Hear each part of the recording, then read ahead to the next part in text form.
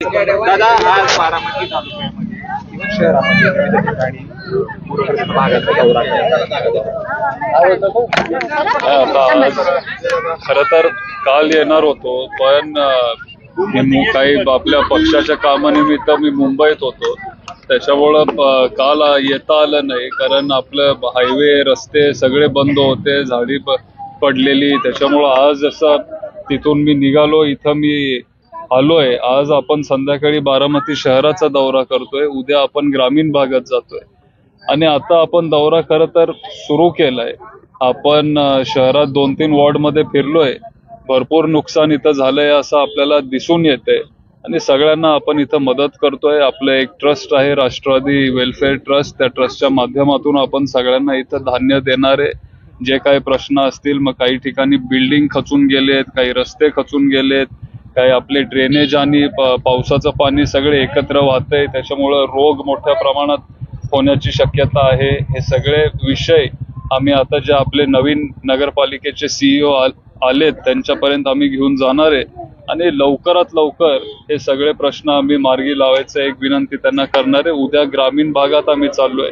बरेच आपली गावं आहेत, विशेष करून काटेवाडी, कानेरी, ढेकळवाडी, लिमटेक, पिंपळी, तो जो सगळा पट्टा आहे सगळ्यात जास्त तिथं त्रास झालाय आणि तिथं जे काय प्रश्न उद्या तयार होतील किंवा जे काय आमच्यापर्यंत येतील तेही प्रश्न घेऊन आम्ही प्रांतापर्यंत, तहसीलदारांपर्यंत, कलेक्टरपर्यंत आम्ही घेऊन जाणार.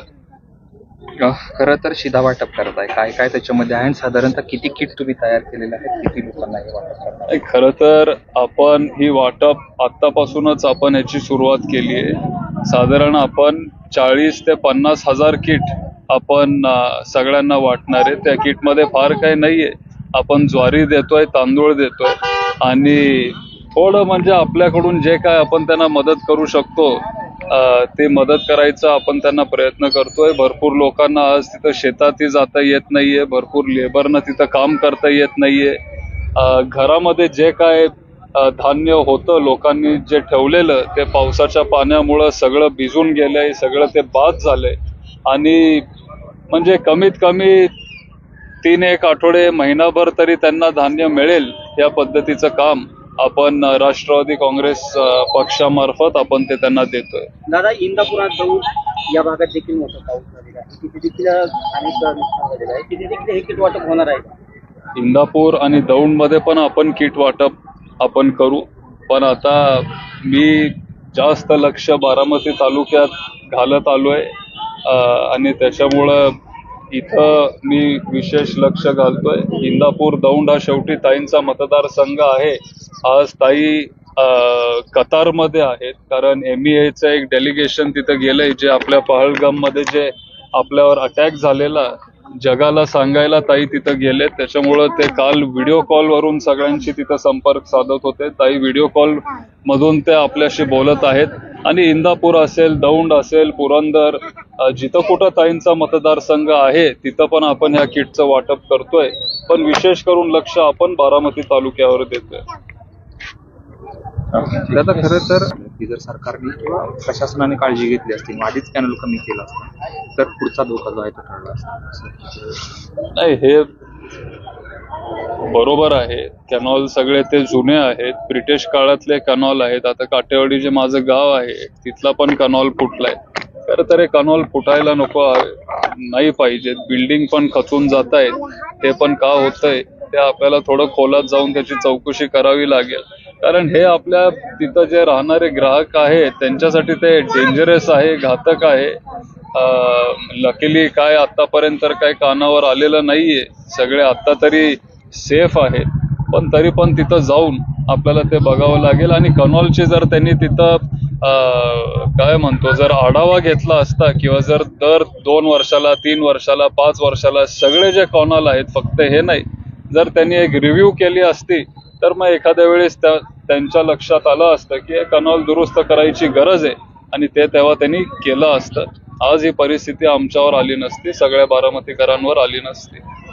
दादा, बारामतीत एवढा विकास झाला म्हणतात, बेकवंट रोडला सातत्यानं पाणी साचतंय, कुठेही ड्रेनेज पाणी वाहून जायची व्यवस्था नाहीये. खरंच विकास झाला असं वाटतंय का तुम्हाला? काय भरपूर ठिकाणी कामं आपल्याला झालीत हे असं आपल्याला दिसतं. काही लोक म्हणतील की सुशोभीकरण झालंय, काही लोक म्हणतील की ब्युटिफिकेशन झालं असेल. फक्त बारामतीतच का, काल मी मुंबईत होतो. जे 2 आठवड्यापूर्वी मुख्यमंत्र्या साहेबांनी जे मेट्रोचं उद्घाटन केलंय, त्या मेट्रोची सिलिंग तिथं कोसळली. हजारो कोटी रुपये त्या मेट्रोवर खर्च केलेत. अजून ती मेट्रो काही नीट चालत पण नाहीये. आणि जे आपलं वर्लीचं स्टेशन आहे, अख्खी भिंत ती वरून खालती पडलीये. फक्त बारामतीतच नाही, पण अख्ख्या महाराष्ट्रामध्ये जिथं कुठं पाऊस झालाय तिथं आपल्याला ही परिस्थिती बघायला मिळतीये. बारामतीत मुख्याधिकारी नवीन आलेले आहेत. आल्या त्यांनी पठारी जे व्यावसायिक आहेत त्यांच्यावर कारवाईचा बडगा उघडलेला होता. मात्र या प्रमुख गोष्टीकडे लक्ष द्यायची गरज होती, कारण पावसाळा सुरू होतोय, गोरगरीब राहतात त्या झोपडपट्ट्यांमध्ये किंवा इतर वस्त्यांमध्ये. त्यांनी खरं तर लक्ष तिथं द्यायला पाहिजे होतं. आत्ताच आम्ही गौतम नगर वरून आलो. तिथं पाईप आहेत, नाही असं नाही, सोय करून ठेवलीये.